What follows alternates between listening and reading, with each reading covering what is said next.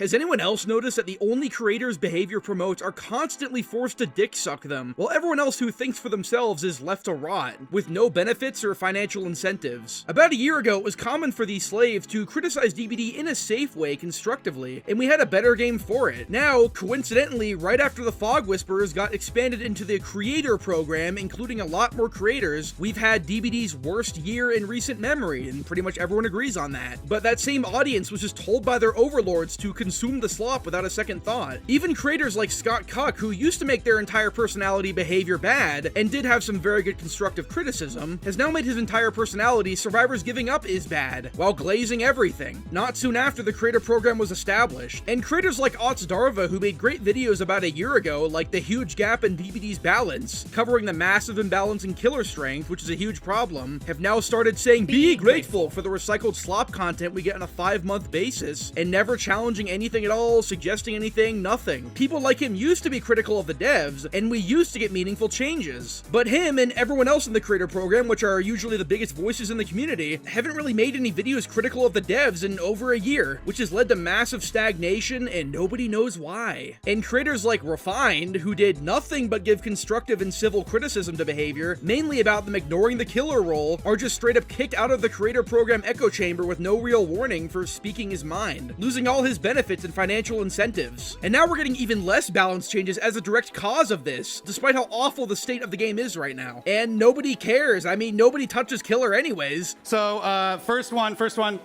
How many killer mains do we have here? Okay. Survivor mains?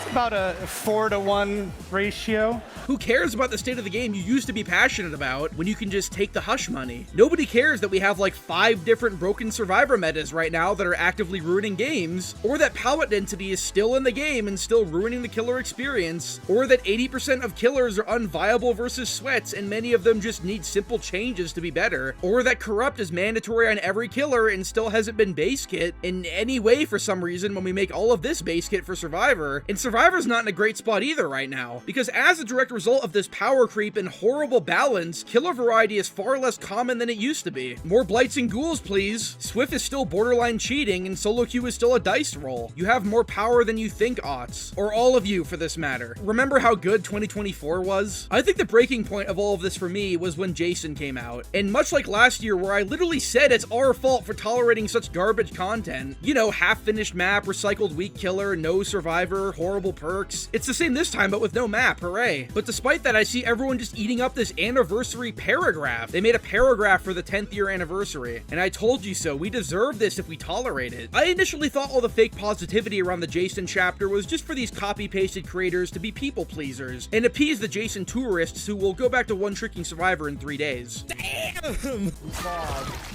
Oh my god!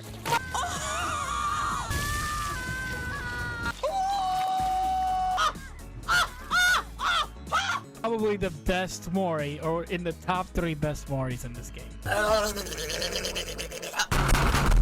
I mean, when I was playing him on day 1, the killer queues went from 13 minutes, immersive, to around 7, meaning that people are already starting to drop him for good reason. But I guess we're just fine with all this. Either way, it lacks sincerity, and you should be able to see right through how these guys act. But anyways, the killers we've gotten recently, like Springtrap, Vecna 2, and especially Jason, are pretty much designed for survivors to power trip versus them. Jason is a perfect industry plant of a killer because the bread and butter of his power is an extremely tiny projectile that's basically random if you hit it further ranges, extremely low velocity, massively telegraphed with a sound cue that basically makes dodging it a quick time event. It's the most babyfied shit I've ever seen. As a survivor, when you dodge a ranged attack, regardless of how pathetic the attack is, you'll get a massive burst of dopamine despite the game playing for you, and that's the entire point of these killers. Meanwhile, all the creator program pick-me killer mains are playing Jason to be a plaything for survivors and lose every match while being wholesome. Is this really what we want DBD to be? Just a humiliation ritual with horrible updates? I'm extremely disappointed to see the creators I used to kinda like Pixelbush, who flew out 3,000 miles and got paid at least $1,000 to suck behavior's cock IRL, and proceeded to make a video desperately trying to defend Jason as a reskin, despite being a vocal critic of reskin killer powers in the past. I genuinely believe this much shilling is leading to a worse game where complacency is king. Pre-creator program, when there was a problematic survivor perk made for this ruining the game, it got nerfed relatively quickly. Nowadays, since no one talks about this shit anymore, there's 5 different survivor metas all at the same time that are all extremely broken, and it's gotten completely out of control. But the cries we used to hear from bigger creators who could actually make the game change for the better have gone deaf, and we're just meant to consume the slop, terrible gameplay, and lack of meaningful changes. Nobody challenges anything anymore. Nobody challenges the fact we haven't gotten proper balance changes in over 9 months, because daddy behavior is breathing over their shoulders constantly. If you're too critical of the horrible state of the game, you'll just lose your benefits, or even be banned from the game itself for hurting their feelings. Just keep that fake smile on and don't challenge anything. And I'm serious when I say there is a massive financial incentive to being in the creator program. I didn't even really think about this until my friend Unscrupulous Suffering started talking about it and made a video covering some of the same points I cover here. I thought that most of these soulless shills that the devs and player base follow around like retarded sheep were just trying to agree with the common consensus, which is usually wrong in this game. Appeal to the masses while being nice and wholesome and survivor apologists, with zero logic, as I mentioned in this video. But no, if you just sit down and shut up while actively stagnating the game through your lack of action, you'll get tons of benefits. If you're a behavior cocksucker on Twitch, you'll get exclusive drops that will make people watch your streams more. Even better, if you're enough of a bootlicker, behavior will give you your own Auric Cell code players can use while buying Auric Cells to give you a portion of the revenue. That is a lot of free money you're turning down just for the sake of not selling your soul. This isn't even mentioning featuring in their massive events, or even shit like King Shill Spooky Loops, who got early access to Jason before anyone else even knew what he did, which is basically an infinite money generator, an extremely exclusive treatment from behavior regardless of how corrupt it is. I would take anything anyone with the creator program tag says with a massive grain of salt. They obviously have other priorities. But honestly, maybe this is just a me problem. No one else seems to want the game to be better or care about gameplay. No one else cares that we don't get balance changes and get a shitty paragraph chapter every 5 months, as opposed to full chapters every 3 months like we did for 8 years straight. The anniversary event was 90% skins, and people were screaming and losing their shit and clapping like seals over the jingling keys and cool pixels on the survivor. But the second they saw anything gameplay related, they instantaneously got bored. This game even reached its peak concurrent player count recently, so what do I know? All I'm saying is,